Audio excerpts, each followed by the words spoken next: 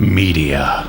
As consumers, we are bombarded by it at every turn, like the Incredible Hulk being bombarded by gamma rays. But what makes some media endure, while others are banished to the forgotten black hole of obscurity, never to be heard from again? Who or what decides this? Hetero life mates Steve and Yahel want to know, and they want to know now. This is Obscurity Now. And what's up, Obscurians? Welcome to another episode of Obscurity Now, the show where we take a look at weird and almost forgotten pieces of media, and then we decide if they should be remembered for all of human history or tossed into the black void of obscurity, never to be heard from again. My name is Steve, and with me, he's second in command for the King Koopa army. It's Yahel, the evolved version, Steve. Hopefully you didn't get stuck in the devolve chair today. I always assumed I was with the devolved version of Yahel, but you know what? Whatever. You can. No, this is the new improved Yahel. Oh wow! Are you gonna start eating? What is it they eat in there? I can't tell which way this is going. What do I eat? Yeah, they're always eating. Are they eating like fungus or something? It's so I thought bizarre. you were talking about me personally. I'm like, I have a pretty clean diet, Steve. I'm sure you do. Only funguses or fungi. Yeah. I don't eat any boring guys. It's the fun one. It's getting real weird, almost as weird as the movie we're talking about today, and that's Super Mario Brothers. No, not the new blockbuster animated film, but the 1993 flop and live-action film by the same name, pretty much. I mean, there's really no difference, right?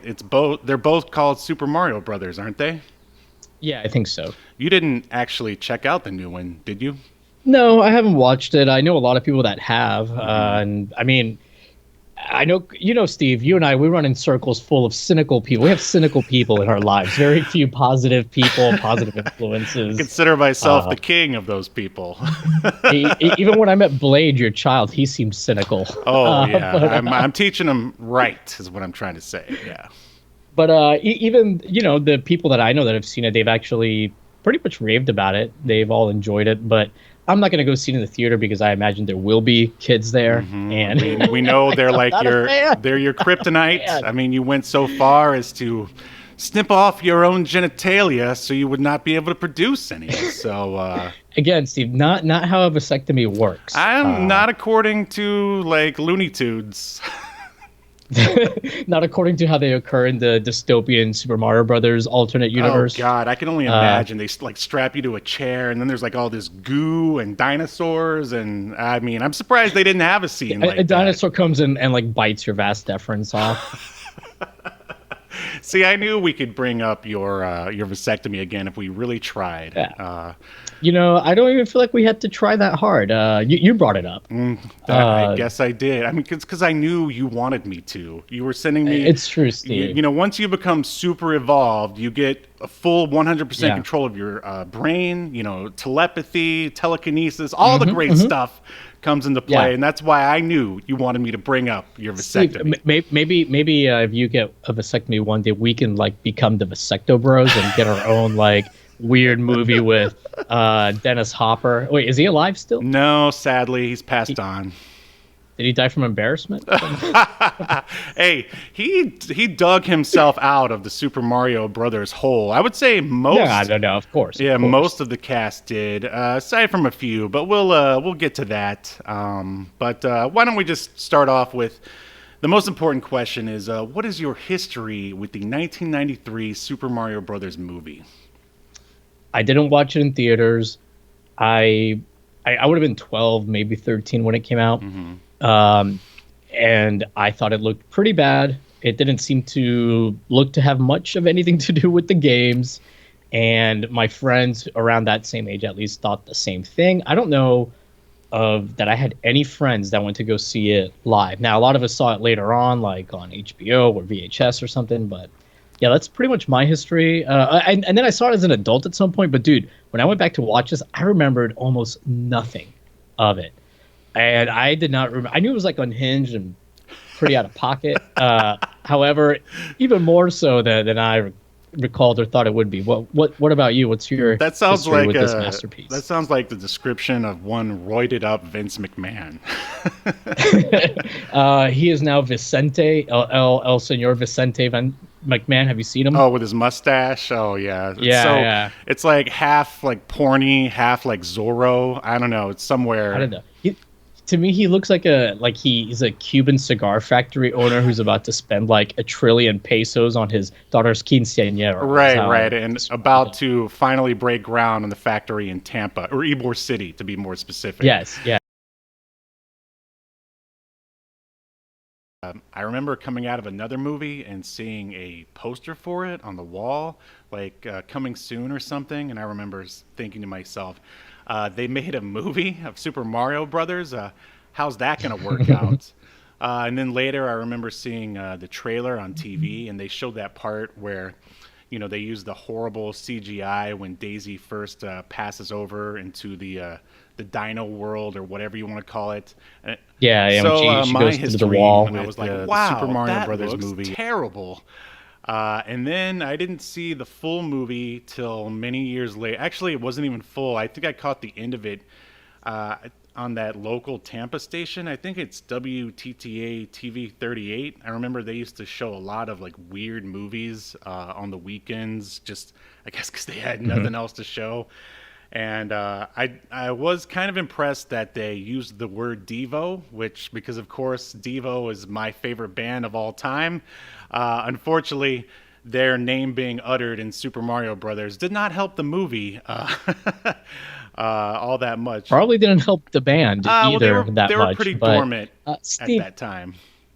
Yeah, then I watched the whole movie with like some commentary or something, and as an adult, and I was like, wow, I kind of understand. Who did the commentary? Miyamoto? No one famous. You gave it Miyamoto? It was just a bunch of loser podcasters just like us.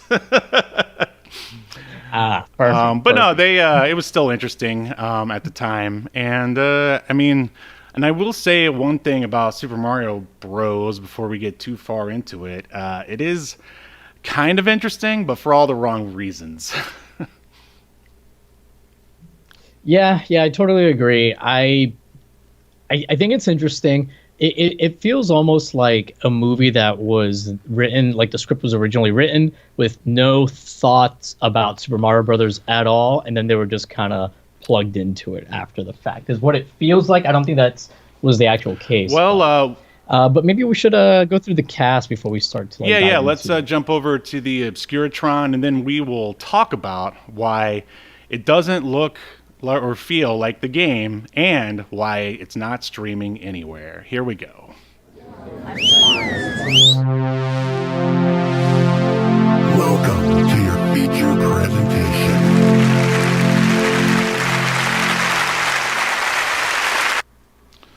All right, Super Mario Bros. Premiered May 28th, 1993. And here's a synopsis. Two Brooklyn plumbers, Mario and Luigi, must travel to another dimension to rescue a princess from the evil dictator King Koopa and stop him from taking over the world. And the director's here, and I gotta say, this is probably a first for us here on Obscurity Now. It is a husband and wife directing team, or at least they were husband and wife. I don't know if they divorced. Have they broken up? They have. They are no longer married, and I don't know if it's because of this movie. I tried finding an answer to that question, but yeah, they're just not married anymore. I'm going to theorize that they had a pact with Dennis Hopper, where he kills himself due to the embarrassment, and then they split up and get a divorce. A divorce suicide pact. Wow, I think you just coined a new kind of, pact, basically. Wow. I've been looking for a way to leave my mark on the world, and this is as good as any. Happy Easter, everyone. It'll be called the Yahel Pact in the future here. Yeah, their names are Annabelle Jankel and Rocky Morton, and these do not. I sound know, like right? names. It sounds like it might as well be Bullwinkle and Rocky who directed this film, basically. Yeah. very, very Tecmo 2000 kind of 80s pro wrestling names. Yeah, it's like, oh, what are we gonna call this guy who looks like Sting, but we don't have the rights? Rocky Morton. How about that? Do you miss, like, back in the day, you could just zhuzh anything up by adding 2000 Oh, I do miss it? that. I really do. Yeah. Like Tecmo Team 2000, Legion of Doom 2000. Oh man, those were the days. Yeah, back in the day. But and now it's like, obviously you can't do it because we're past the year 2000, but we're way too far from the year 3000, I feel, to like really start using that for. And I don't know why it feels like we're too far from it, but I think everybody agrees that it's just right, not the time. You're right, but you know what's right around the corner? 2099, baby. And I'm sure you've seen that Spider-Man 2099 is going to be featured prominently in the upcoming Across the Spider-Verse movie. Yeah. But anyway, if you were to wager a guess, what kind of stuff Annabelle and Rocky worked on before they worked on Super Mario Bros? Because it's not. Oh, I don't have to guess because I saw that they worked on Max Headroom together. Right. And then also a lot of music videos, which I feel like this movie feels very, I don't know, music video-y. It reminds me of, it feels like Toys. Remember we talked about covering Toys with Robin Williams? Yeah, you keep threatening that. But, and then they worked on... But yeah, I can see where you're coming from. It does at times feel very music video-y, where it's more about, I don't know, creating some kind of interesting visual chaos or something, rather than maybe telling the most coherent story. Well said. Moving on. This is the new evolved Yahel. I told you, Steve. All right, so the writers here, it's like a writing team plus another guy. And that is Parker Bennett and Terry Runte. I think that's how you say his last name. And man, I don't know who like pulled them up from the gutter, but prior to this, they had only worked on Sweet Valley High, Mystery Date, and something called The Thief and the Cobbler. And I don't know if they just wanted to get somebody cheap to work on this, but yeah, that was it. That's all they've worked on, and then they never worked on anything after Super Mario Brothers. And at one point, I guess they brought on Ed Solomon. Did you see what franchise he worked on prior to this? No, I did not. Yeah, well, this guy is definitely your industry guy here because he's half of the duo who created the Bill and Ted franchise. He also worked on the sci-fi flop Mom and Dad Save the World, Men in Black, and Charlie's Angels. So, I mean, aside from some misses, he's definitely had some hits, and he's still working. I mean, he worked on the last Bill and Ted movie, too, so... He's, still keeping busy. So yeah. So he's not like some of the other people that worked in this movie where it's like they've got this and maybe two or three other things, and the industry saw the level of their talent and never hired them for anything else again. Right. Well, the weird thing here, I mean, I don't want to get too into it, but I'd say we had a pretty competent cast and some decent people sort of working on the script. I think where they fell short was with the directors, but the tail is in the tape, as they say in sports, Yahel. And there's one thing I know, it's sports. Steve, they don't say the tail is in the tape. They don't? I think you're thinking of tail of the tape. Oh yeah, that's it. Which is when you show a bunch of stats about the fighters side by side. Right. But it's okay, Steve. It's okay. I'm here. Evolved Yahel is here to guide you through the torrent maze-like, I don't know, difficulties that this kind of film can bring upon the human mind. Thank you. One last thing before we get to the cast here. I just wanted to mention the music here. It's a pretty well-known guy. I mean, what do you think of the score of Super Mario Bros? I don't know, man. At times it's good. Other times I'm just like, what? Like there's a really generic rock song at one point used during this scene that goes on way too long where they're going through some white tubes. Right. And it sounded like stock music. Sure. It didn't sound like something made for the film. And it's weird when the credits pop up, the first credits you see are the artist and the name of the song for the song that's playing in the credits. Like, did you notice that? Yeah, very strange. But I was speaking more. Was the music done by Mojo Nixon, the guy that played Toad? I mean, I think there might be a few songs of his in there, but the composer is Alan Silvestri, not related to Mark Silvestri, but he worked on another, very successful sci-fi trilogy. Do you happen to know what it is from the 80s? No, I don't. Back to the Future. Back to the Future. Oh, okay. But yeah. So he was the composer for Back to the Future? Yes. Oh, wow. Because that has a great soundtrack. Right. Whereas this soundtrack sounds very generic 90s. At times it sounds like Three Stooges music. I mean, I feel like they definitely got his like B or C tracks or something. But it doesn't help that I think this is a difficult movie to score because the tone of the film is all over the place. You nailed it. Yeah. So I think that probably makes it hard because you can see, I mean, this guy's obviously talented. He scored Back to the Future, one of the most memorable scores and soundtracks from the 80s. So yeah, I'm going to go ahead and blame it on the tone. I think you're on the right track. So who are some of the actors in this who tried really hard but still couldn't save this movie? All right, so first up on the cast, we have Mojo Nixon. He plays Toad. He doesn't have... No? Why are you shaking your head? No, I mean, he tried to play Toad, is what I'm saying. Oh. I'm like, have I made like a huge mistake here? What's going on?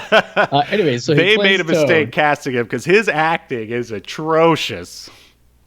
Yeah, he's pretty bad. But he's normally looks like, I mean, he does have some other acting credits, nothing anyone's heard of, but also kind of more of a composer and a music guy, it seems like. Yeah, punk rock guy. But yeah.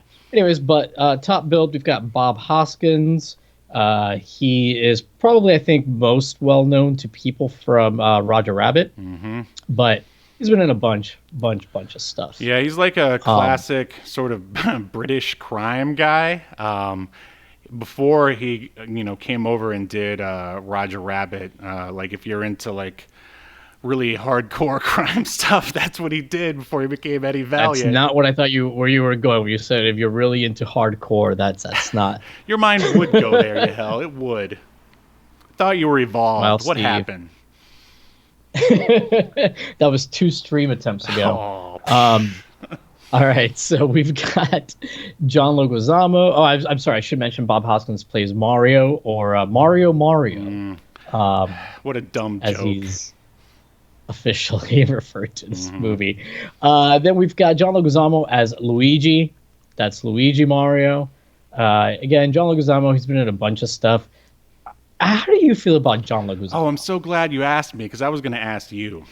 I've always found him to be very annoying.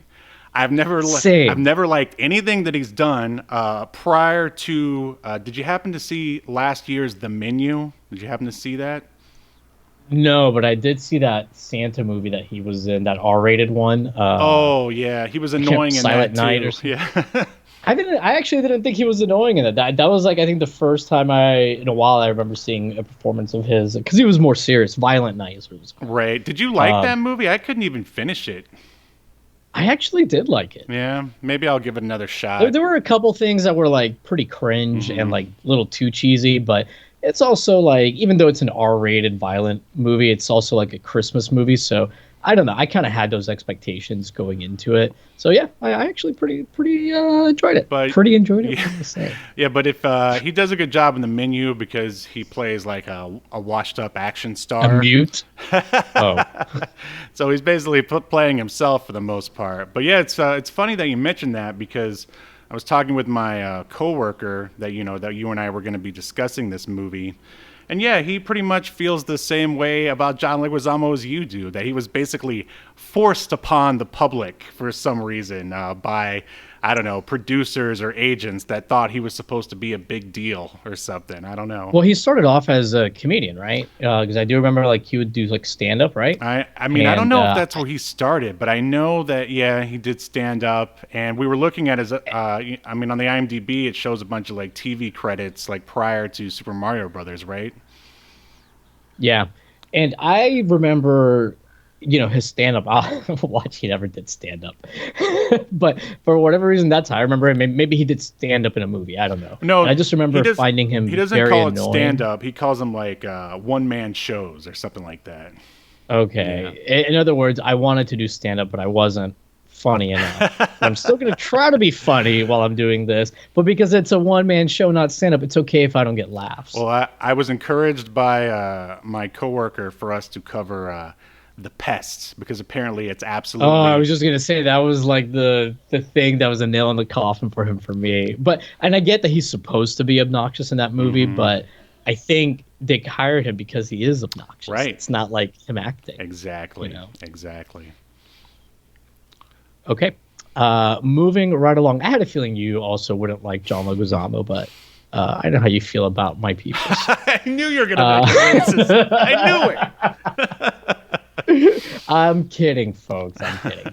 All right, so moving on, we've got Dennis Hopper. He's been in a million things that I'm not going to go over. As we've mentioned a few times, he did pass away in 2010. But wait, let's talk about your favorite Dennis Hopper role. I don't know, man. No? I feel like he's always like a bit of an over actor. I mean, I like him. I like him for that reason. Like, I liked him in Waterworld. But off the top of my head, I can't even like think of. Okay, I'll name off some movies for you, and you can tell me what, if anything, or if you've even seen them. Of course, Blue Velvet, David Lynch's Blue Velvet. Did you see that one by any chance? No. I saw it on his IMDb, but no, Steve. Of course, going further back. I know you got a real hard on for David Lynch, though, so I'm not surprised to hear that you watched and it. Dennis Hopper. Smoke Monster in the chat. Yeah, welcome, Smoke Monster. Well, Smoke Monster wrote all in blue caps, Blue Velvet. So I think, and then he quoted "Baby Wants Milk," so I guess that's from it. Thank you. See, I knew we had people of class on this stream. You and Smoke Monster can go kiss by David Lynch's grave when he dies. No, he will never die. He'll live on forever through sterility somehow. But okay, so all right, so some more mainstream stuff. Obviously, Speed. He was in like they did a TV version of that movie Crash, where he played like an insane record executive. He was awesome in that. You already mentioned Waterworld, and of course, Easy Rider was like the movie that really sort of blew him up. But yeah, I'm a big fan of Dennis Hopper. Rest in peace. Yeah. So we've got Samantha Mathis, who plays the part of Daisy. She was in a bunch of stuff and is still working, but again, nothing that I think anybody will like really remember or recognize her from. I guess she was in Billions for 15 episodes most recently. And she's got something called 12 Desperate Hours coming out. It looks like a movie that no one will ever see. Sounds really desperate. A desperate attempt for attention. Yeah. There's a lot of characters here, so I'm not really going too in-depth into them. We've got Fisher Stevens, who is playing Iggy, kind of one of the goons. He was also in a bunch of things, but again, nothing you're going to recognize him from, except maybe The Blacklist. He was Marvin Gerard, so maybe people would know him from that. Mm-hmm. Then we've got the other goon, who's named Spike, played by Richard Edson. Richard Edson, again, still working. He's been in a bunch of stuff, but seriously nothing you're going to know him from. And then finally, the last person I'm going to go over, unless you think there's somebody else worth going over, is Fiona Shaw, who plays Lena. She's kind of Bowser / King Koopa's assistant. Yeah, don't you remember Lena from the game? Duh. Yeah, I remember her pining for Koopa's attention. Yeah. But yeah, I think people probably would recognize her now from the Andor series. She plays Marva Andor on there. Huh. Wow. Well, good for her, I guess. Yeah. Yeah, well, I mean, it's not Star Trek, so Were you able to make there's a? nobody from Star Trek in this production. Wow, no Which wonder. No wonder you seemed already checked out. I was pleased. There was nobody from Star Trek involved. Not even any of the. I mean, I don't know But how deep you went, but not even any of the special effects people like worked on, or you didn't go that deep. I didn't go that deep. Okay, all right. But I'm guessing probably not. Smoke Monster in the chat said, and maybe this is something you can relate to, your fellow Lynchhead. He said it's weird to quote Frank in real life and character to people who haven't seen Blue Velvet. I'll say that. You got that. That'll end a date or relationship real fast. Real fast. All right. Well, and that is the cast, Steve. Should we dive in, or is there anybody else on the cast that made an impression on you that you felt the need to highlight them as a thespian? I mean, I'm just glad you mentioned Mojo Nixon. That's the important one here. I did it for you because I knew that you would want to be Well, I just wanted to point out, like, when he's yelling, "You're such a bad leader!" Like, yeah. I mean, I think he was doing it on purpose almost. It was so bad. But yeah, before we get too deep into our notes here, I guess one of the big questions, of course, with any of our shows is, where can I watch it, or where is it streaming? And no, it's Super Mario Brothers 1993 is not streaming anywhere. Did you happen to come across the reason why? I didn't come across the reason why. I'm assuming some sort of issue with Nintendo would be my guess, but it's not Nintendo, my good man. It's our old arch nemesis, Disney. You remember? Oh, Steve. I'm sorry to backtrack, but there actually was a Star Trek connection. Okay. But thankfully, I was able to not highlight it because we've said we're not going to use him anymore because he's in so much stuff. Frank Welker. What? Yeah, Frank Welker, and actually Dan Castanella, I forgot to mention too. He's the narrator. Oh, no way! At the beginning. How did I miss that? Yeah. I'm surprised you didn't notice that. Wow, that's crazy. Yeah, Frank Welker does the voices of some of the creatures, and as I've mentioned before, he's got like 4 or 5 Star Trek credits. So yeah, well, we could probably even start doing Simpsons connections at this point. There's a lot of those. I feel like there's not nearly as many as Star Trek, but yeah, maybe I'll make a bumper. We'll see. But okay, do you remember when we covered, and I sure hope you didn't forget because that'd be sad, the Gen 13 movie? Oh yeah, I remember that. And do you remember, like, it was never released because of it was originally basically funded by Disney or Buena Vista, the distribution company. And so then Jim Lee, he sold out to Warner Brothers. So they were like, oh, well, we're not going to release it now because that's a conflict of interest, more or less. That's pretty much the same thing with Super Mario Brothers here, is that it was going to be distributed through Buena Vista. And there actually were, DVDs. There was one in 2003 and one in 2010. But now Nintendo is obviously dealing with Universal these days. It's Universal. And so for Disney to, stream Super Mario Brothers 93 here, it would be a conflict of interest for them. So there you go. Blame Disney. But you can't, if you're a big physical media. I know you like to blame them for all of the ills of the world. All the problems in my life. But hey, this time it's a real one. I mean, but is Disney? They're doing a bit of a favor to society, possibly, by keeping this one in the vault. You're probably right. Spoiler alert. But according to one of the podcasts I listened to, the success of the new film has actually, boistered the numbers of 93 Super Mario Brothers. So I guess people are hopping on Amazon and they're paying $5 for that DVD from 2010. But if you're a big Blu-ray guy, you can actually get it's like a import Blu-ray from overseas. If you really, really want to watch Super Mario Brothers in its best quality.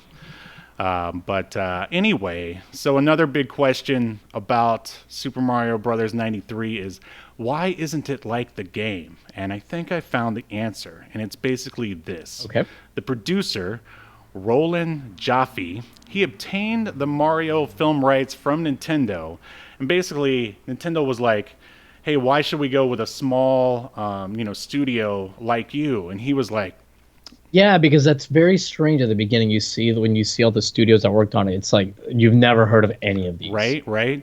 And basically, he was like, well, with a smaller studio, you would have more creative control.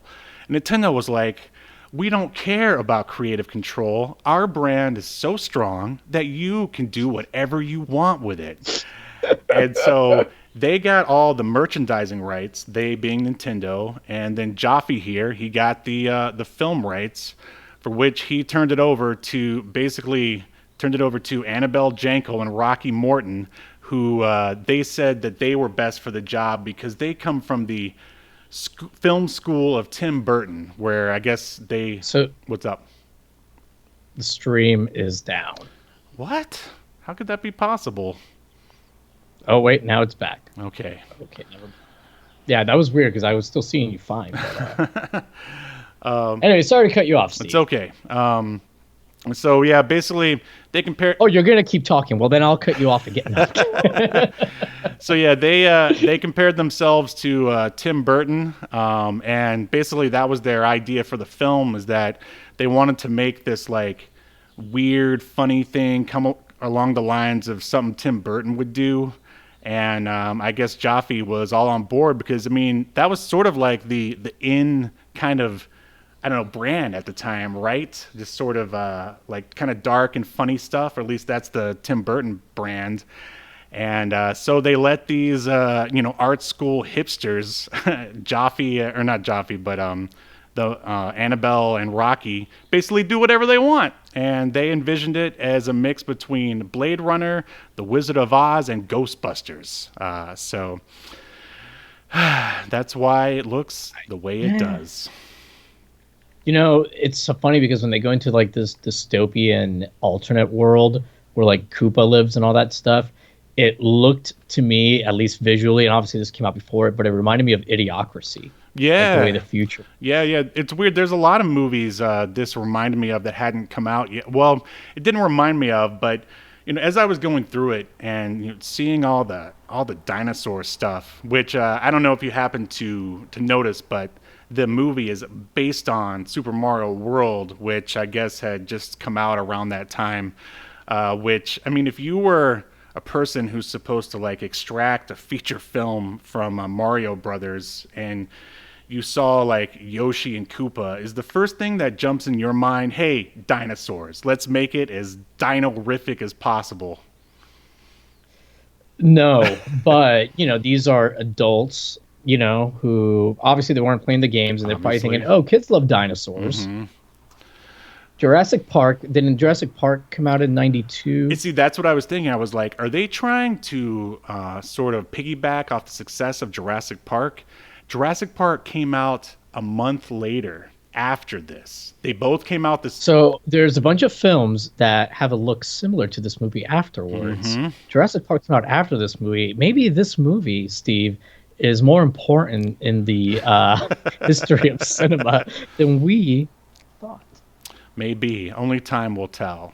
Probably not. No, probably not. But anyway, so yeah, the movie starts off with some pretty lame animation. Why is that animation so bad?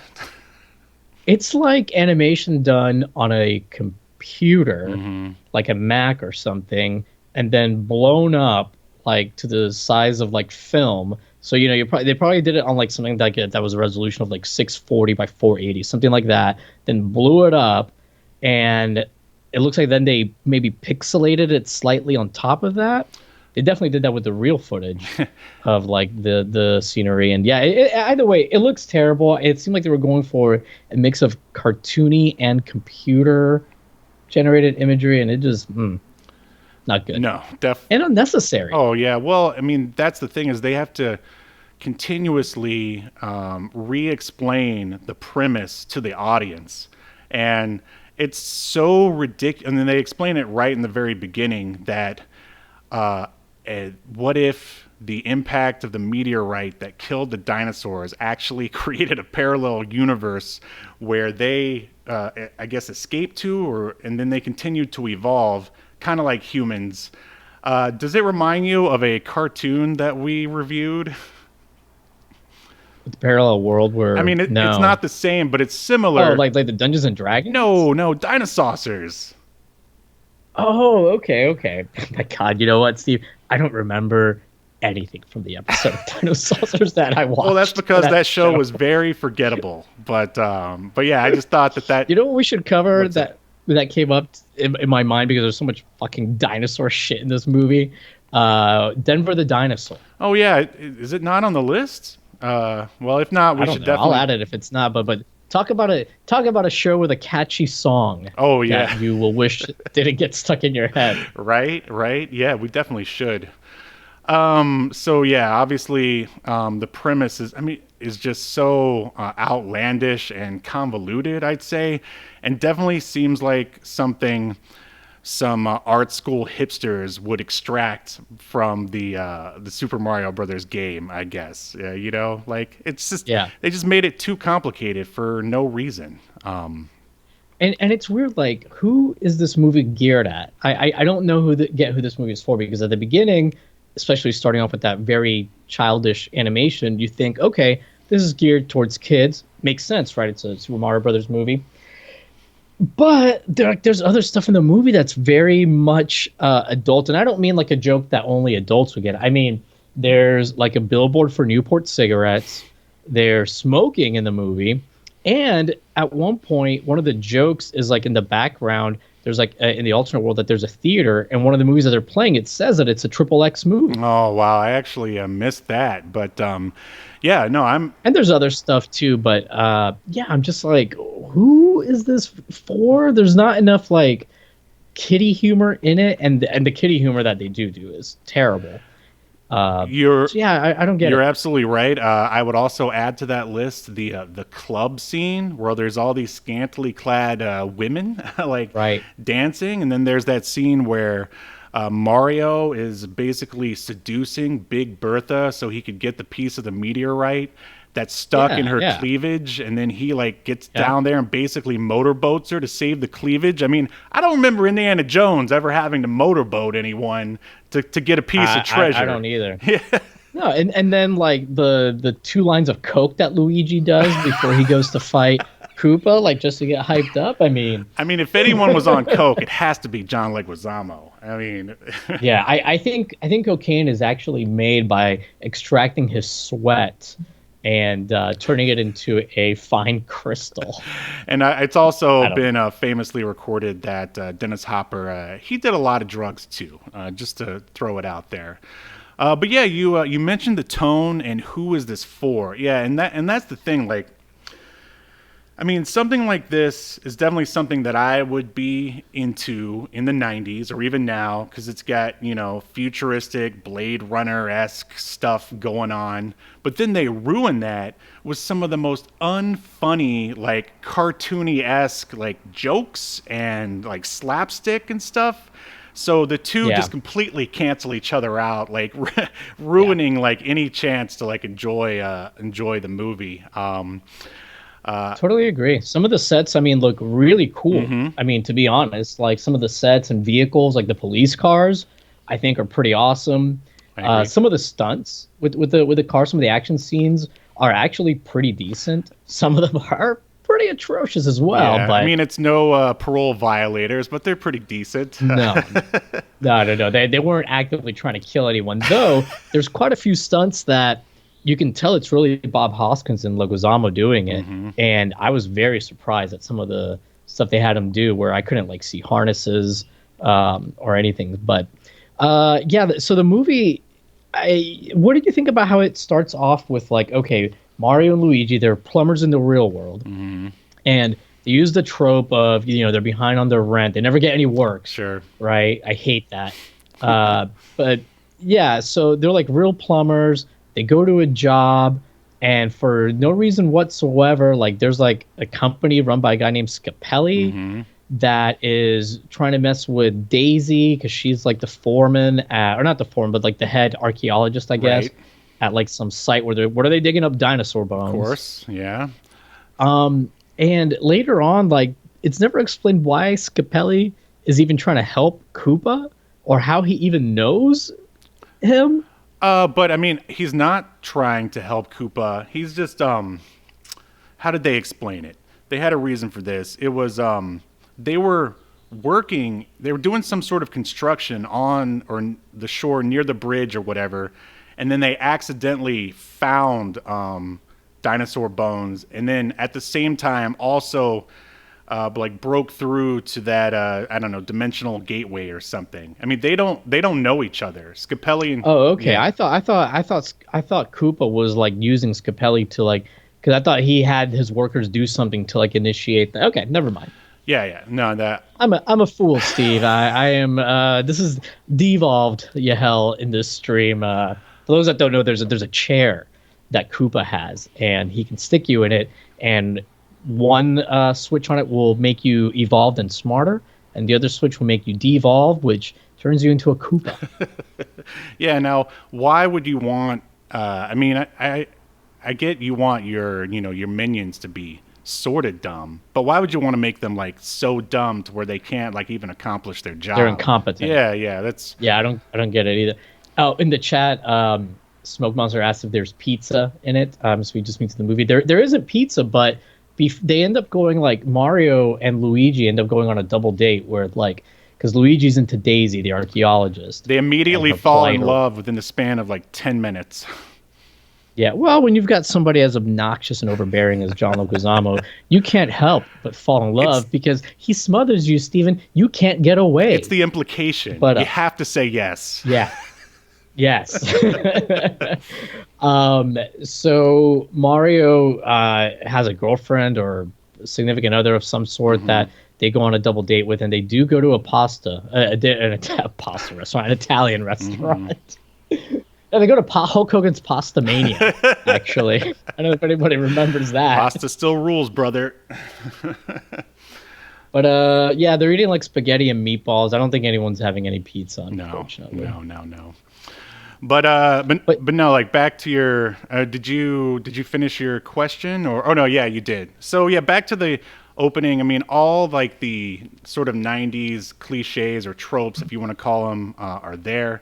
As you said, they're like, they're the underdog, and Scapelli is the corporation, and like those are like the two main like themes or driving factors of a lot of 90s movies is corporation bad, save the environment, and they weave both of those into the Super Mario Brothers movie here. And yeah, like when the wacky henchmen like show up, like that's when this is I mean that's also a very typical sort of 90s trope. It's like the dumb, and they're also weird for and you sort of see this also later on in Men in Black, which is another movie written by that Solomon guy from Bill and Ted. And yeah, so it starts getting cringy like right off the bat for the most part. Yeah. And yeah, there's like Mario's girlfriend, like after they finish their date, the dumb henchmen, they kidnap Mario's date and they put a bag over her head. Like, how would they know to do that? Like, since they're from another world, or they're so stupid, why would they even do it? Well, I mean, but in the other world, like there are humans, Right. but they evolved from lizards. Right. But they're still humans, but they evolved from reptiles of some sort. That's why when you get devolved, you turn into a Koopa, which is apparently a reptile now. Apparently. But I will say though, and you've shown the green Koopa head guy a few times. I do think like the creature effects in this movie are pretty decent, and the designs are pretty good. They just don't align with the designs of the characters in the game. No. And I would agree with you that especially the Yoshi puppet is Yes. pretty good. But prior to that, I remember when they first show up in the Koopaverse, I guess, for lack of a better term, there's two little like baby dinosaurs fighting, and they look just like action figures that you could buy from Walmart, basically. Yeah, it's clearly somebody moving them off screen. They're not like even rigged like a puppet. But whereas, you see the Koopa and Yoshi in particular, like Yoshi is really well done. We spent some money on him. Yeah, it's a physical puppet. I'm assuming it's being puppeteered, but the movement is awesome. The animatronics and the headpiece are really good. Even the tongue stuff is like done really well. But yeah, so this is a weird movie because like from the way that it's shot, like visually at times it's phenomenal and other times it's terrible. Yeah. Oh, I agree. I feel like the performances, you can kind of argue the same way. Like Dennis Hopper and Bob Hoskins, they really like try to put in a good performance here and make the material better than it is. But by the same token, then you've got your John Leguizamo who can't deliver like a single straight line without sounding like he's at his like first acting class. He's just there to be shirtless in the desert for some reason. Yeah, and it's not like he's some like super attractive, in shape guy either. So it's weird that they have that desert scene where he's shirtless, walking down like a big hill of sand. Right. And next to him is Mario, and Mario is wearing like a shirt with a jacket, like a big, heavy winter jacket over it. So is it hot? Is it cold? I don't know. Another big misstep, I would say, with this movie is that, I mean, basically, it's Luigi is basically the main character because he's the one who falls in love with Daisy. He's sort of like the driving force. And when in the Mario universe has that ever been the case, I mean, right? Like literally, Luigi's last name is Mario. I mean, got it. He is second fiddle. Exactly. I will say I do not mind the outfits that they end up giving them once they have their big costume moment. How they reworked it into more like green and red kind of like work suits or whatever. I agree. I thought that was fine. I didn't have a problem that they didn't do the whole overall thing. What do you think of the jumping boots? Yeah, that was awful. Because obviously, like jumping is a big part of. I mean, it's a fucking platform game. Right. It's a platform. So jumping is the thing in Mario Brother games, right? But yeah, they don't jump in this movie until they get these weird, like mechanical platform shoes that they can be used also as like little mini jetpacks. Yeah. But they never jump on like an enemy to like take them out, like on their heads or flatten them or anything. Nope. And the mushrooms, when they do finally use them, because Luigi's such an idiot in this movie, because there's all this fungus and all this nasty stuff all over the place in the alternate world. And sometimes like Luigi will come across a mushroom and he's like, oh, maybe we should eat this. And Mario's like, why the fuck would we eat this? It's coming out of this like slime. What are you talking about? He's like, I don't know. Maybe the slime's trying to tell us something. Why would it be trying to tell you anything? Like, it's so weird. And then when they finally start to figure out, like, the slime was trying to help him. Spoiler alert, because it's Daisy's dad. The slime is Daisy's de-evolved dad. Right, and I can't wait to unveil the actor who played that dad. I mean, should we just do it now in case we forget? Go. Yeah, go ahead. Who is it, Steve? Okay, so you make your way through this entire movie. And for me, this was a reward because I'm a big fan of this guy. He's only in the movie. Or at least you only see him for, 2 minutes? Maybe 2.5 tops? It's Lance freaking Hendrickson from Millennium. He plays Bishop in Aliens. I'm glad you left him out of your cast, read down, because I wanted to mention that he shows up at the end for 2.5 minutes. I mean, how do you feel about Lance Hendrickson? Oh, no, the dude is awesome. Yeah. Awesome. I don't know what his acting, where he was on the acting hierarchy in Hollywood at the time. It feels like this would have been beneath him, but by the same token, Bob Hoskins is in this movie. And Dennis Hopper. And did you read about some of the people that were tied to this film at first? Yeah, like Schwarzenegger at one point. Yeah, like Arnold Schwarzenegger, Danny DeVito, Tom Hanks. Yeah. there were a couple more, but they had all agreed in principle to do the movie at one point or another. Depending on like what the script was, and then once they read the script, they all noped out of there. Right. But prior to the guys Solomon and the other two guys who I mentioned to write the script, they were initially going to go with the guy who wrote Rain Man, and the script was going to be actually like the relationship of Mario and Luigi and like being brothers and stuff, but they thought it was too dramatic, so they tossed it and then went with the people who we ended up with. So instead of making a drama that kids wouldn't like, they made some weird dystopian cyberpunk science fiction thing that kids wouldn't like. Yeah. But so they end up Daisy during that dinner, like she reveals that she has like a crystal around her neck. She never takes off. Nothing weird about that. Yeah. She says it was the only thing that she has from her origins or whatever. Because basically, I don't think we talked about it, but she gets dropped off as a baby at the beginning of the movie, right? Like at a nun orphanage, and she's dropped off a baby, we should say. An egg is dropped off, right, is what we should say. And eventually that egg hatches, and out of it comes a human baby, which we later find out is Daisy. So anyways, Daisy came out of an egg. It's fine. That's sure. Yeah, she's probably drinks Bud Light. Yeah, so what the what does that have to do with That's it? what Kid Rock probably thinks. You don't know about this stuff going on with Bud Light and Chris Rock? Well, I don't know about Kid Rock, but I know they hired some, trans person to be their spokesperson, and then now, everyone's all up in arms about it. Well, not everyone, just Kid Rock and a few idiots. I mean, Bud Light has been like supporting like LGBT events and sponsoring them for like 25 years, so I don't know why they're suddenly like, dude, try to find an alcohol company that it doesn't sponsor LGBTQ events. Like, that's a big seller for them, those events for their alcohol. Anyways, if you were I just want to add, if you were going to stop drinking Budweiser or Bud Light for any reason, it would be because it tastes terrible. Yeah, I was just going to say it would be the taste. Yeah, I mean, the taste is the most appalling thing about it. Right.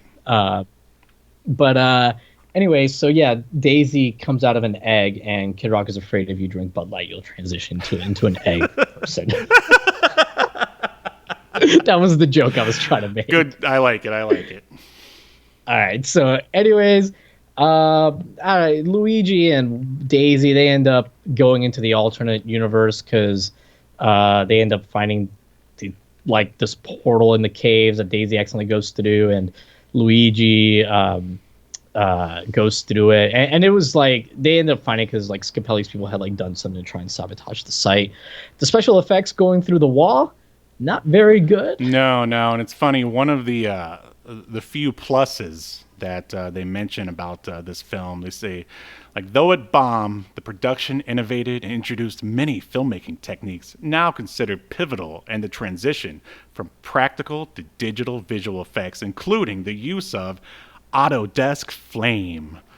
I'm not exactly sure what that is, but apparently they used it.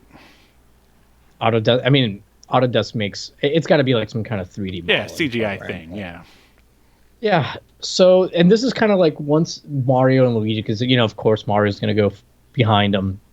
They end up the sequence when Mario, by the way, is being transported into the new universe is so bad.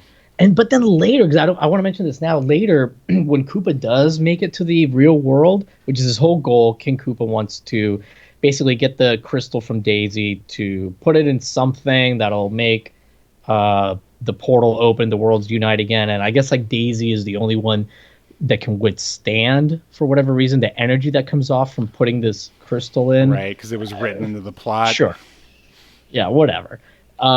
Anyway, I will say the special effects when Koopa and Mario get transported back to the real world was surprisingly good, and it was very similar, not the same level of quality, but to the particle effect in Avengers Infinity War, when like all the characters start disappearing and they turn into little pieces. Oh yeah, that's true. It was pretty close in quality to it, wasn't it? Yeah, it was pretty decent. Yeah, I don't have any complaints about that. Smoke Monster wrote that this sounds like the plot to a Star Trek Voyager episode. It does, actually. But yeah, so we see the real world, or the dystopian alternate dinosaur Koopa world for the first time. And what did you think when you first saw it? I mean, I liked it, of course. I mean, when I was younger and I, caught the last, I don't know, 45 minutes of this on TV, I kind of thought that it would be something that I could actually get into, that it would be like, oh, wow, this is some, wacky cult film that everyone else doesn't understand, at least from the look of it, at least. But, when you watch the entire film, it proves that it's really for no one. Because of the script, I'd say mostly. Like, the dialogue is just absolutely atrocious, and the comedy is what really kills it, I think. But no, as far as the set design is concerned, I like it. Yeah, I like it too. The set's really nice and big too, and it just looks like it almost looks like something you could see in like a Total Recall movie or RoboCop-ish. If I'm not mistaken, like I wouldn't. They're filming on the same soundstage as what Blade Runner was actually filmed in. I believe I read that somewhere. Oh, okay. Yep, I could definitely see that.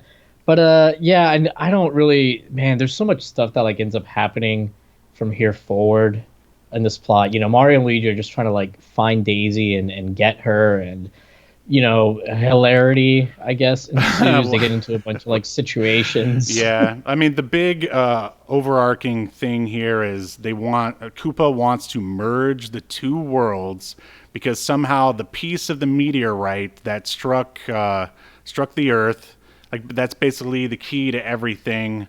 And of course, Daisy has it, and then she doesn't, and it's basically a big search for that thing. And yeah, it's basically a bunch of wacky scenarios for them to get into, and by them I mean Luigi and Mario. I mean, we're trying to look for the highlights here.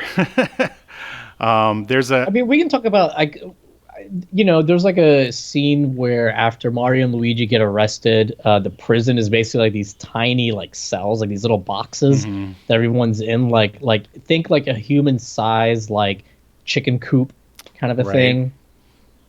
I mean, that whole scenario is kind of interesting and neat, I suppose.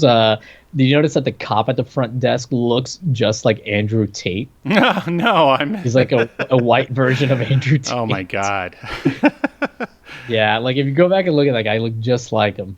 Yeah, one of the big problems I have with the dialogue, especially when they first arrive at the Koopaverse, is the fact that everyone seems to constantly be talking about the premise over and over again. Koopa is just going, for 65 million years, the humans have clean air and they're wasting it and destroying it. And yeah, it's just, I mean, I guess they do that because they know how convoluted their plot is. And if they don't... Yeah, they're trying to say that basically this world needs the resources of the real world. Right.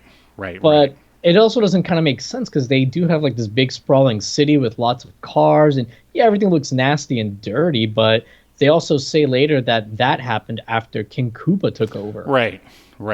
So that he's just a bad leader. Yeah, I guess the idea is, King Koopa is your corporate Trump-esque overlord, and he's already used up all the resources of the Koopaverse. And so he wants to, basically take the resources from our world and use them for his, whatever, blah, blah, blah, 90s environment, anti-corporate, blah, blah, blah. Smoke Monster wrote in the chat, this is the kind of random 90s movie that should have had at least a killer soundtrack with lots of original pop songs for no reason. And you would think this would have an awesome 80s, electronic soundtrack to go along with it, which I think would have done a lot to help the movie, but not really. Oh no, I mean, some of the songs are good, but yeah, I mean, you've got your, as we said earlier, typical '90s score by Mark Silvestri, and yeah, the choices of pop songs, if you will. Alan Silvestri, Mark Silvestri Alan. is busy working on Cyberforce. Thank you. I mean, I feel like Mark really could have spruced things up here, but yeah. So we got Alan and his sort of generic score that I feel like was passed around a lot of other movies during this time. And the pop songs that they do pick, I feel like are sort of like alternative rock, like popular alternative rock at the time, like stuff that kids like wouldn't really care about in the slightest. But you're right, yeah. If this would have had like an electronic score, but they do have. We already talked about the club scene. They do have Everybody Do the Dinosaur. I mean, that was going to be a big hit. That's just as good as Go Ninja Go, right? I mean, I will say at least like because there's so much dinosaur stuff in this movie, like that song makes sense to it. But the thing is, like, it's a Super Mario Brothers movie. It shouldn't make sense, right? That there's a dinosaur song in it, you know? Yeah, this movie had a dinosaur fetish, and it's like it shouldn't be that. It should be a Mario and Luigi fetish. Wow. Well, Steve, I'm not here to kink shame, but I'm just telling you. Hey. The filmmakers had the wrong fetish, is what I'm saying. Steve, whatever you want to plunge, it's fine with me. Oh, that reminds me. There's a scene where is it Luigi? He fights someone with a plunger. Let's see. Oh, he fought a gimp with a plunger. Do you remember that? Yeah. Like, why was there a gimp in a movie that's supposed to be for kids? I was just gonna say the same thing. It's like the XXX movie playing in the theater in the background. Like, why was there a porn theater in the back? Like, I mean, again, that goes these like art school new wave wannabes. They're just we're just gonna make something so edgy and cool. Wouldn't it be cool if Luigi fought a gimp with a plunger? Yeah, that'll totally blow their minds, dude. Put it in there, bro. Yeah. Because they're plumbers, bro. Yeah. Oh God. I mean, they definitely made the most out of the whole plumber gimmick. They're constantly using their tools to like get out of situations. I mean, I don't know if I. Unfortunately, the way that and I agree they do use like their tools a lot, which they were smart to design the world, the Koopa world. I'm just going to call it, to have lots of pipes and stuff kind of everywhere. Sure. It's very plumbery, I guess you could say. It's a plumberesque aesthetic. Why wasn't Amanda Plummer in this? I just don't understand why. Well, she's actually one of the main villains in the new season of Star Trek. I know. I was just watching the Red Letter Media review about it, so I know that. Yeah. Yeah, it's actually been pretty good. Even they like it so far. Although I have the same concerns they do about, are they going to screw this up in the last 2 episodes? Well, we'll see. Concerned and expecting it, but so far it's been very, very good for the most part. But anyway, yeah. So I do think that was smart because it did let them, as you say, use a lot of their tools in a way that made sense to get out of situations and that kind of thing. But what did you think about the scene where they? Oh my God! It just left my mind. Damn it. That's how memorable the scene must have been, Steve. What did you think about that scene? Well, I was going to ask you what you thought about. I mean, it's essentially a bobsled scene where it's so. Oh yeah, so they can slide down and go. That's another thing that was in like sort of '90s action comedies is. And I guess Bill and Ted coined it as two guys like screaming as they like fall down a hill or something. Like there's a lot of that in this. I remember one of the lines I wrote down here is the trust the fungus. I guess earlier when you were talking about how they're always talking about the mushrooms and stuff. Let's see. Use it as what. Oh, I remember what I was going to say, because you were talking about how they work in the plumbing stuff pretty smoothly. I was going to say one thing that they don't work in very well, and it feels very shoehorned in, is like references to video games. And I mean to the actual word video games. Like at one point, Luigi and Mario, when they're breaking out of the prison, the jail or whatever, they steal a police car.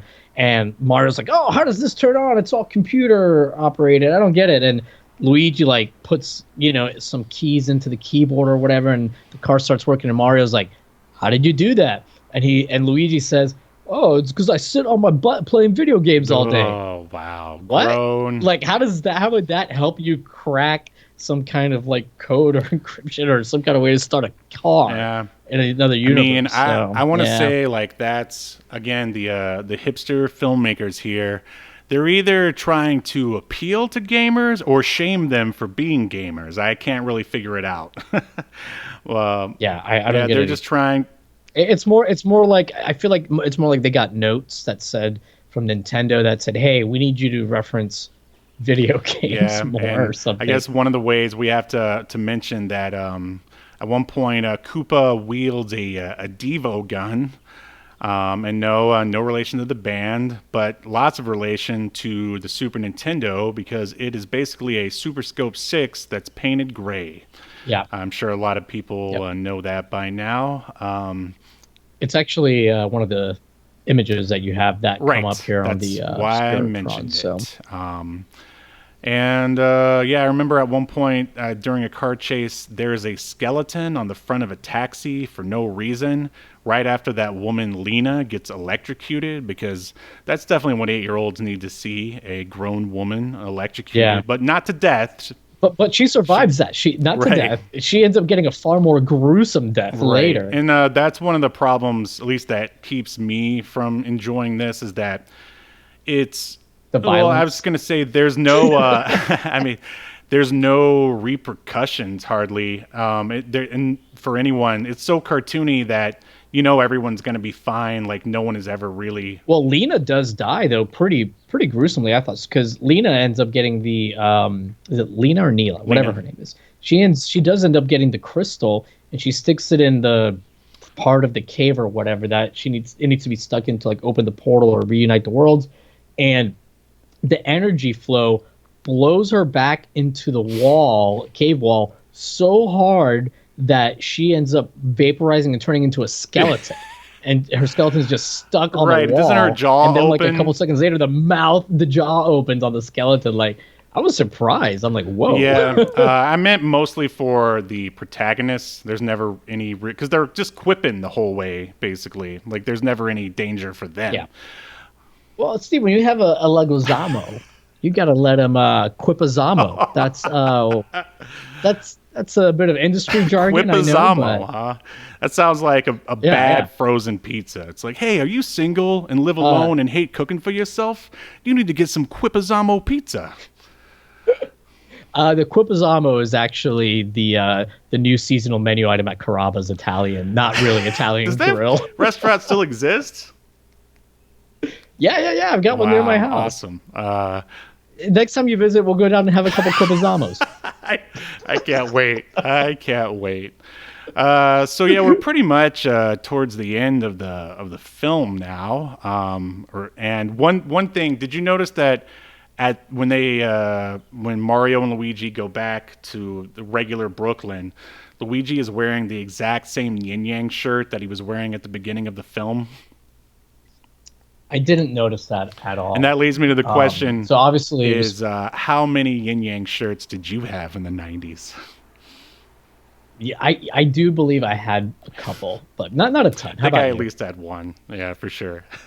Yeah, I didn't have too many. I didn't have any No Fear shirts, and I'm very proud that. Did I have? I must have had at least one or two. I'll admit it. Oh, you're a white kid with dirty blonde hair. I'm sure you had a No Fear shirt. I had a bowl cut too. Yeah, actually, I mean, everybody had those No Fear shirts, not just white kids. But it was funny though. Like those were kind of like, even though they weren't targeted shirts, it was that kind of style of shirt, right? For those that don't know, with a bunch of writing on it, and it would be always something real stupid like, I played baseball real hard till I can't even remember what they would say, but they would say like dumb shit, like a couple lines, and then at the bottom, no right. fear. It's basically Mountain Dew sort of commercials, dialogue or whatever written on the back of a shirt to sound all poetic and intense, bro. It's all 90s tude when you get right down to it. Yeah. But I mean, even as a kid, I thought those things were like cringe. Yeah, I was on board. I was like, oh, I have to tell everyone I have no fear by wearing a shirt that says I have no fear. Yeah. Well, it might be an age thing because I was like a little bit older than you. You were too busy like, wearing your Big Johnson shirts to be worried about no fear. I wasn't wearing those either. I was gonna say I think it might be a bit of maybe not an age thing, but maybe a cultural thing because I came from Puerto Rico, and those weren't like a thing in Puerto Rico. Even though I went to like that American school, they taught everything in English, and I was like, what is this? This is stupid. I just looked up some no fear shirts. One of them says, "If you can't win, don't play." No fear. Oh. Okay, this is the baseball shirt I was thinking of. Bottom of the ninth, down by 3, bases loaded, full count, 2 outs. No fear. More. I want more. Give us more. Oh man, let me see if there's any other ones here. You know what? Those are like the only. Oh wait a minute. Okay. Winning I can't even like read this one. Hold on, I gotta blow this up. This is like, okay, here we go. Willing depends on where you put your priorities. It's usually best to put them over the fence. No fear. And then there's like a baseball bat on the shirt. Awesome. Oh, this is gonna be big likes on TikTok. I can already see it. Yeah, can we just do a no fear podcast where we should just have like the weekly no fear shirt of the week? The weekly no fear shirt of the week. All right. I'll tell you, since we're on this subject that we're probably never going to get on again, and unless we do the weekly no fear shirt. I had back when I was doing Olympic or Greco-Roman wrestling. When I did my first tournament, they were selling shirts at the end, and I remember they had. I bought one that had like a poem on the back that it was like, "Pain is just a feeling. Feelings pass with time. So pain is just a strain on the brain." I don't know, something ridiculous like that. But I thought it was the most bad. The Dan Carr. I thought it was the most badass shirt that I ever had, and I wore it proudly for quite a while. Wow. Okay. Well, I will see. It doesn't seem like there's too many of these '90s no fear shirts like cataloged. But I'm gonna keep looking, and I'm sure it's just the way I'm searching, because Steve, all men are great in their dreams. Reality just narrows the competition. No fear. I don't even know what that one means. What does that one mean? I don't think they even know. All right, we'll make this a segment. We'll make this a segment as long as I love it. But we got to stop because I don't want to burn through the material. Do you have any more notes for Super Mario Bros. 1993? Yeah, we should mention that the 2 goons that are really dumb, they do end up getting put, because they keep failing, they get put into the evolve chair by Koopa, and he makes them smarter. He chooses evolve instead of devolve, and then, I mean, they're smarter, I guess, in the sense that they use bigger words, but they're still kind of bumbling idiots. But at the end, it turns out that they were actually playing Koopa the whole time, and they were really on the side of what's his name, Lance Henriksen. So they were on the side of Daisy's dad, and that's why they actually wanted the crystal. Something that you think they would have just told her, but they do end up telling her later. Right. After they're smart. It's just more convolution for the overly convoluted plot, just because. So they wanted to show how smart they were. Anyway, you were saying? Yeah, maybe they were never really like even on her dad's side. They just realized that, much like this shirt I'm looking at, second place is the first loser. No fear. Oh man, this is the greatest thing ever. Oh gosh. Are you ready to render your verdict for Super Mario Bros. 1993? Yeah. All right, let's do this thing. That's the question. Oh. All right. I gotta stop looking at these shirts, Steve. I will say, I'm not gonna read this one, but I found that there seems to be like a No Fear spin-off brand called No Fear Racing. And it's like the sayings are like racing based. Of course they are. Of course they are. So, Yahel Fear Velazquez, do you think Super Mario Brothers 1993 should be tossed in the void of obscurity, never to be heard from again, or remembered for all of human and reptile history? Man, I'm a bit torn on this. The movie's not good, and it doesn't make a lot of sense. The plot doesn't really make sense, and it's like too serious, I think, for kids to enjoy it. Not serious enough for adults to enjoy it either. And it's like when it tries to be serious, it doesn't do it very well. And when it tries to be goofy, it doesn't do it very well. But I do think visually it's kind of like very cool looking. I do think there's some like interesting cinematography. The, you know what? No, no. What am I saying? Have no fear. I'll say no. This should not be remembered. All right, man, you really hit the nail on the head there with your review. Yeah, it definitely fails as like a comedy. It there's not enough like cheese to make it so bad that it's good. If you want to see like some decent set design and if you want to see Bob Hoskins and Dennis Hopper try to make lemonade out of the lemons they were given, then it might be worth watching. But you got to be really into those actors. Overall, I mean, I don't feel like I'm going to watch this again anytime soon. And because of those reasons, Super Mario Bros. 1993, you are obliterated. The heathens have spoken. You are obliterated.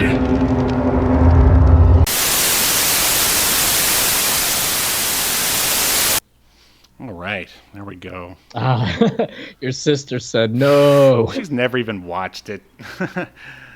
Oh, Steve, we didn't really talk about it, but did you know? I'd be surprised if you don't know how Bob Hoskins and Leguizamo were basically drunk in between takes and during takes the whole time filming the movie. Basically, it was kind of like their way to like they knew they were making a bad movie, and the set was just like very disorganized. The shoot, I should say, was very disorganized.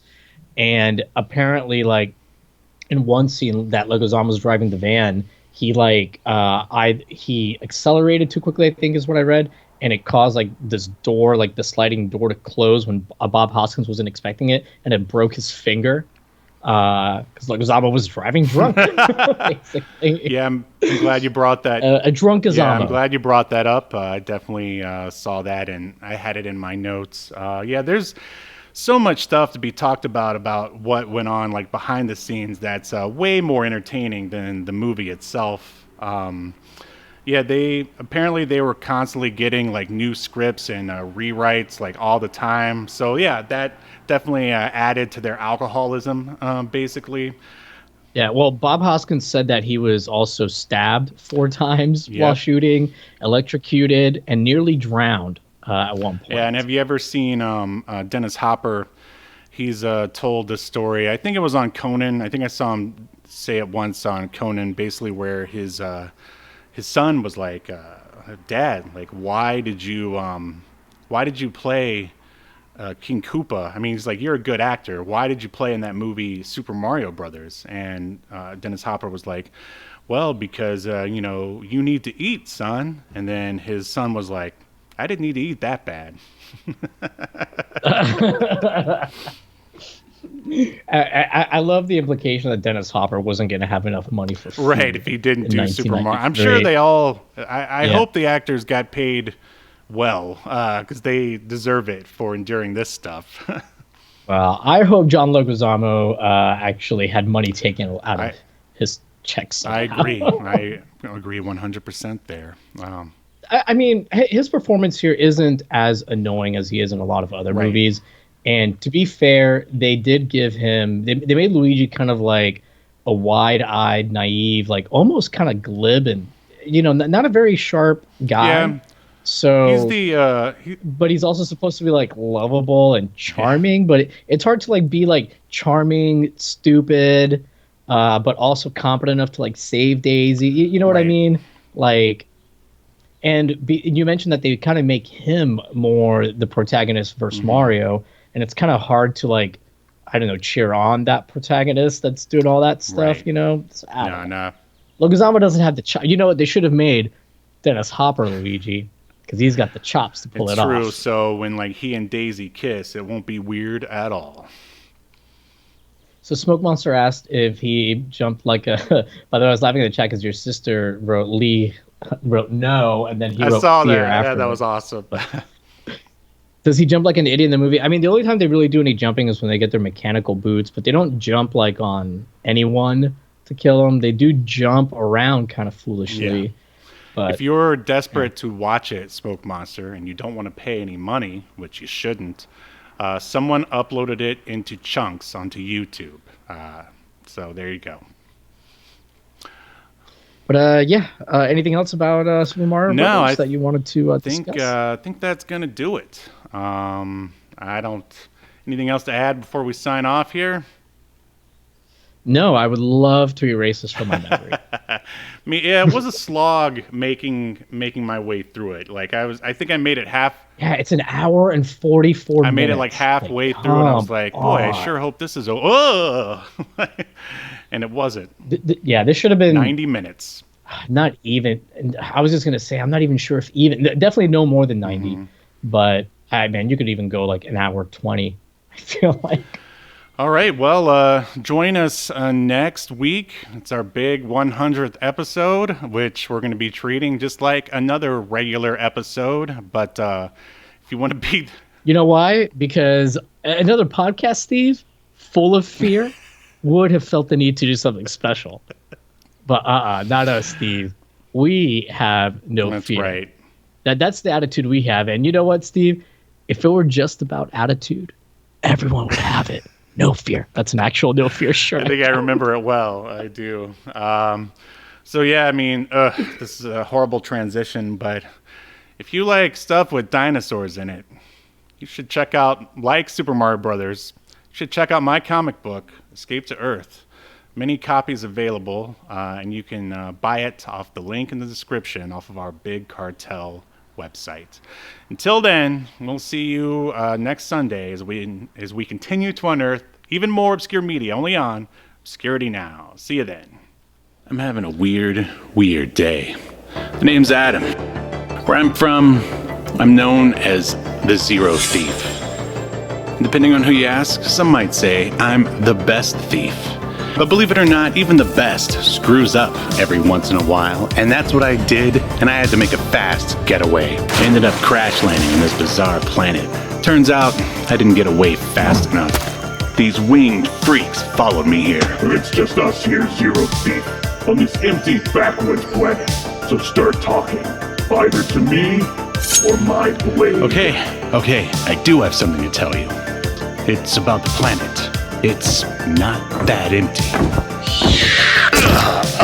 Come on, man. I thought you were gonna die. Cut me loose. Cut me loose. Behind you. Whoa. Thought I was done for. It was gonna be a light snack for a snarling creature. But then, she showed up, riding on the back of one of those monsters like it was nothing. And with a wave of her hand, the other razor-toothed beast just stomped away. I'd never seen anyone like her before in my life. I thought I'd say something clever. Thanks, have you seen my ship? She gave me a look that said more than words ever could, because I think she was trying to read my mind or something. And from there, things just got even weirder. Escape to Earth. Issue 2, crowdfunding now.